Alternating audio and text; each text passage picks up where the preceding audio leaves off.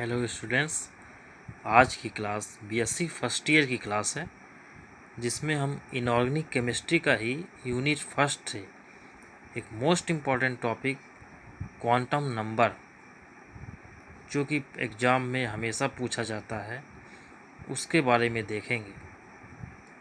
Quantum number होता क्या है?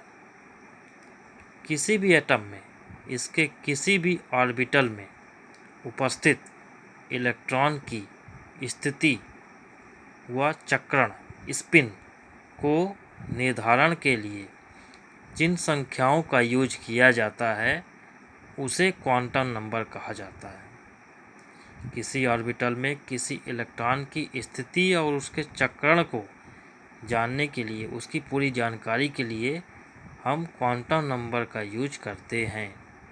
ये 4 टाइप्स की हैं। पहला है प्रिंसिपल क्वांटम नंबर, इसे n सिंबल से शो करते हैं, स्मॉल n। सेकेंड है एजीमुथल क्वांटम नंबर, L से शो करते हैं, इसे L सिंबल है इसका। थर्ड है magnetic quantum number, M symbol है इसका, स्मॉल m। और चौथा है स्पिन क्वांटम नंबर, इसे S से शो किया जाता है, S for spin. For value findings, exam में इनकी वैल्यू फाइंडिंग्स के लिए हमेशा आता है। तो सबसे पहले हम देखेंगे SPDF, ये 4 ऑर्बिटल होते हैं, जैसा कि प्रीवियस क्लासेस में हमने देख चुके हैं कि 4 ऑर्बिटल हैं। इनके लिए 4 अंक निर्धारित किए गए हैं, जो कि हम L की वैल्यू निकालने में हमेशा यूज करेंगे। S के लिए 0 अंक निर्धारित है, P के लिए 1, D के लिए 2 और F के लिए 3। फॉर एग्जाम्पल यदि देखा जाए सिंपलेस्ट फॉर्म से, पहला है 3s ऑर्बिटल के लिए सभी चारों क्वांटम नंबर के मान ज्ञात करना है। आपको ऑर्बिटल दिया हुआ है 3s ऑर्बिटल। अब यहाँ पे जो ऑर्बिटल के आगे लिखा हुआ अंक होता है, डिजिट, वही n की वैल्यू होती है। 3s तो n बराबर हो गया 3, ये पहली वैल्यू आपकी फाइंड हुई। अब L की वैल्यू ऑर्बिटल के अनुसार होगी, क्योंकि हमने देखा यहाँ पे कि S के लिए 0 है, P के लिए 1, D के लिए 2, F के लिए 3।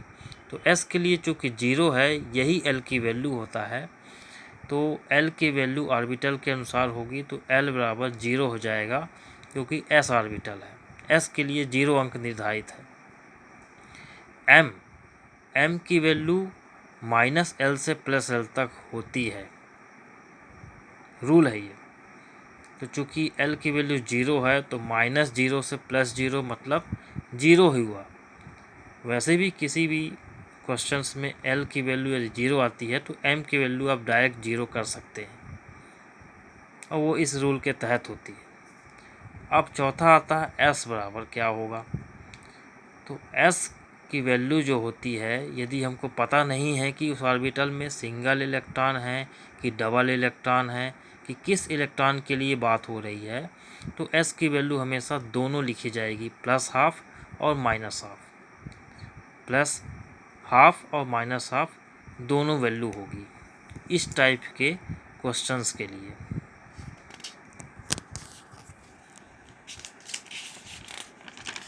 नेक्स्ट देखिए, यहाँ पे दिया हुआ है S की वैल्यू, यदि किसी ऑर्बिटल में पेयर इलेक्ट्रॉन है तो पहले इलेक्ट्रॉन के लिए S की वैल्यू +½ होगी, और दूसरे इलेक्ट्रॉन के लिए यदि हम बात करेंगे तो -½ होगी।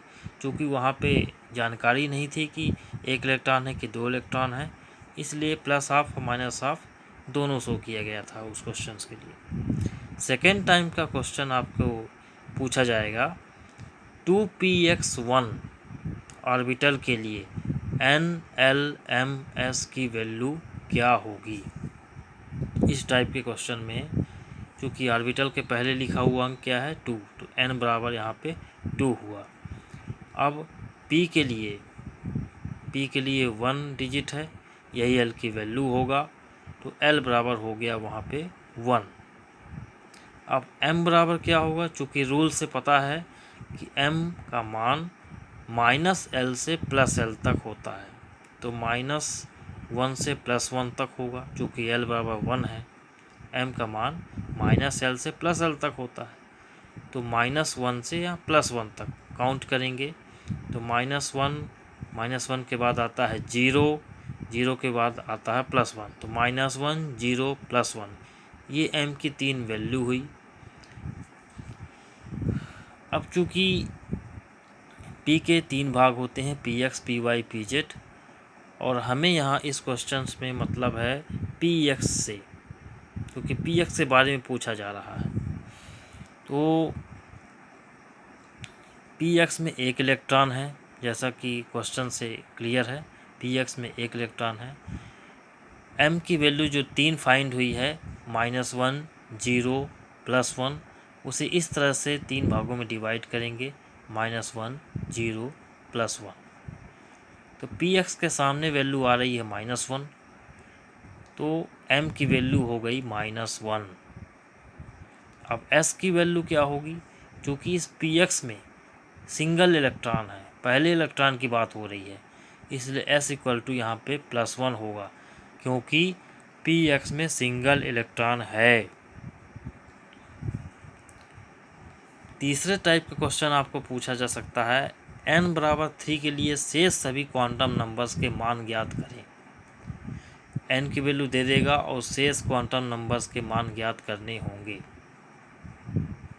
यहाँ पे हम देखेंगे n बराबर 3 है, L की वैल्यू जो होती है इस टाइप की क्वेश्चंस के लिए कैसे निकालेंगे, L की वैल्यू जो होगी 0 से n-1 तक होगी, 0 से n-1 तक, 0 से n की वैल्यू है 3, 3-1 तक, मतलब 0 से 2 तक, तो 0 1 2 ये तीनों वैल्यू L की हो जाएगी।